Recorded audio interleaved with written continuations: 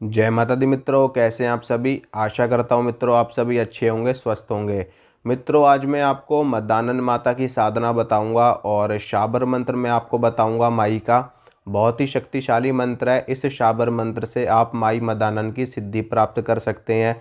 इससे पहले मैं आपको बता देता हूँ मदानन माई माता शीतला ही होती हैं, माता शीतला होती हैं, माता मसानी ही होती हैं।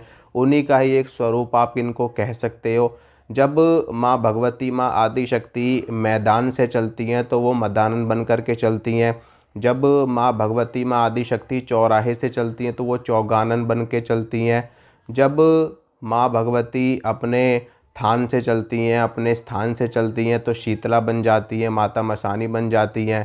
तो कहने का अर्थ ये है कि माँ भगवती ही हैं जो अलग अलग स्वरूप में अलग अलग कार्यों को सिद्ध करने के लिए चलती हैं। ठीक है। माता मदानन को ही माता चौगानन चौगानन वाली कहा जाता है, चौराहे वाली कहा जाता है। और मसानियों की महारानी भी इनको कहा जाता है। समस्त जितने भी मसानियाँ हैं वो सभी माता मदानन की ही सेविकाएं होती हैं, माता मदानन की ही योगिनियाँ होती हैं, उन्हीं की ही सेविकाएं होती हैं जो उनकी सेवा में रहती हैं। माता मदानन सभी मसानियों की रानी कही जाती हैं। इसके अलावा माता शीतला, माता मदानन ये सभी जोड़े में चलती हैं, माता काली बीनी के साथ जोड़े में चलती हैं। और भी जैसे जैसे आपकी शक्तियाँ बढ़ती हैं, जैसे जैसे आपके घर के देवी देवता होते हैं उनको भी ये चीज़ें साथ में ले लेती हैं। यहाँ पर मैं आपको आज माता मदानन की सिद्धि बताऊँगा। अगर आप माता मदानन की ये सिद्धि प्राप्त कर लेते हो तो माता मदानन की कृपा से आपके ऊपर कोई भी तंत्र बाधा नहीं काम करेगी। क्योंकि कोई भी तांत्रिक, कोई भी ओझा सोखा, कोई भी भगत जब किसी के ऊपर तंत्र चलाता है और शमशान की क्रिया चलाता है तो वो चौराहे की देवी को भोग दे करके ही चलाता है। अगर आप पहले से ही माता चौराहे वाली माता को, माता मदानन को, चौगानन को मना करके चलोगे, उनको उनका भोग प्रसाद देते रहोगे, उनकी सेवा करते रहोगे तो कोई भी दुष्ट शक्ति आपको तंग नहीं कर पाएगी, कोई भी भूत प्रेत बाधा आपके ऊपर नहीं चल पाएगी। इसीलिए अगर आप इनको मना करके रहोगे तो आपका कल्याण होगा, आपका मंगल होगा। यहाँ तक कि माता मदानन, माता चौगानन सभी प्रकार के मार्गों को खोलती हैं। आप जिस भी कार्य में हाथ डालोगे, जिस भी कार्य को करोगे उसमें आपको विजय प्राप्त होगी, उसमें आपको सफलता प्राप्त होगी। क्योंकि चौराहे से जाने वाली शक्ति है और चौराहे पे वास करने वाली शक्ति है। चौराहा खोल देती है, रास्ते खोल देती है, मार्ग बना देती है। ठीक है मित्रों।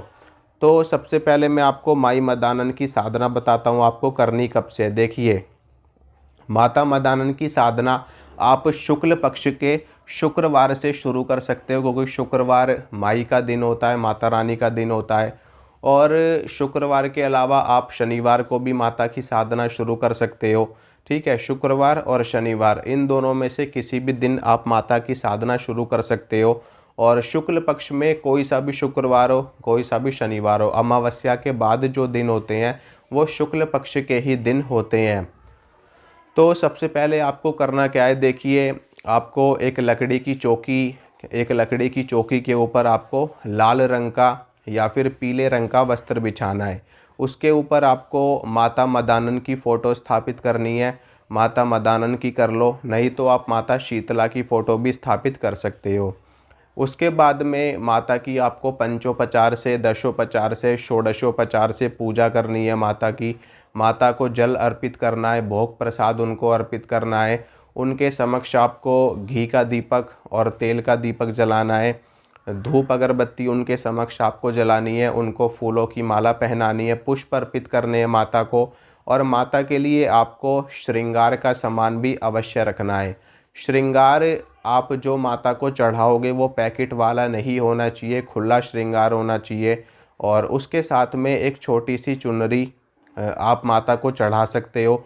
अगर आपका सामर्थ्य है तो बड़ी चुनरी भी आप माता को चढ़ा सकते हो। और आप माता को साड़ी अर्पित कर सकते हो, सूट अर्पित कर सकते हो, चोला अर्पित कर सकते हो माता को।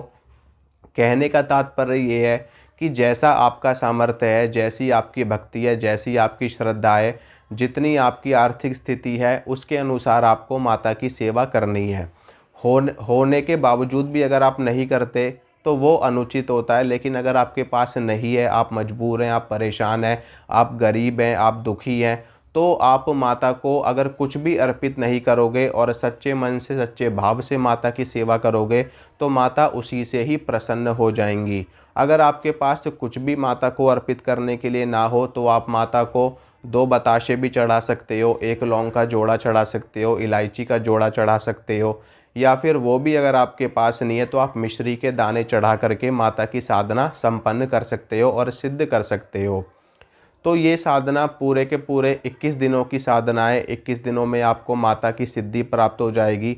और अगर आप ये साधना 41 दिन करना चाहते हैं तो और भी ज़्यादा श्रेष्ठ रहेगा, क्योंकि 40 दिन का चिल्ला होता है, 40 दिन का चालीसा होता है। इसमें हमारे सनातन धर्म में, हमारे हिंदू धर्म में एक की बहुत बड़ी विशेषता होती है। इसीलिए हम कोई भी साधना करते हैं तो 41 दिन करते हैं, या फिर कोई और अनुष्ठान करते तो वो भी 41 दिन, 21 दिन, 11 दिन, 7 दिन, 5 दिन, 3 दिन, इस प्रकार से साधनाओं का क्रम चलता है। तो कम से कम ये साधना आपको 21 दिन करनी है और ज़्यादा से ज़्यादा आपको ये साधना 41 दिन की करनी है। ठीक है।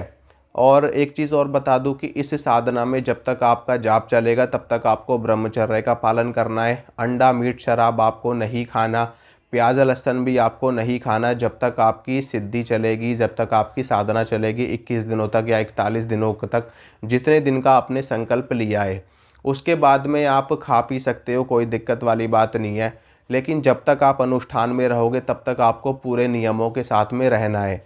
ठीक है। इसके अलावा आप ज़मीन पे सोओगे। अगर आप ज़मीन पे नहीं सोओगे तो आप अलग सोओगे। अगर आप बिस्तर पे सोना चाहते हो, बेड पे, खाट पे, या फिर कोई तख़्त वगैरह हो, या ऐसी कोई भी चीज़ हो जहाँ पर आप सो सको, तो आपको अकेले ही सोना है, आपके आसपास कोई और नहीं होना चाहिए।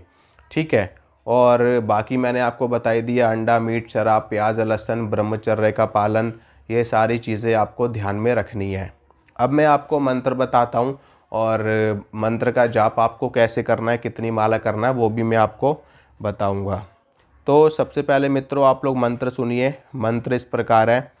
मदानन माई सत की सवाई, आओ माई करो भलाई, मेरा काज ना करो तो नागे गुरु की दुहाई, शब्द साचा पिंड कांचा, देखूं मदानन माई तेरे शब्द और कलाम का तमाशा, सतनाम आदेश गुरु को।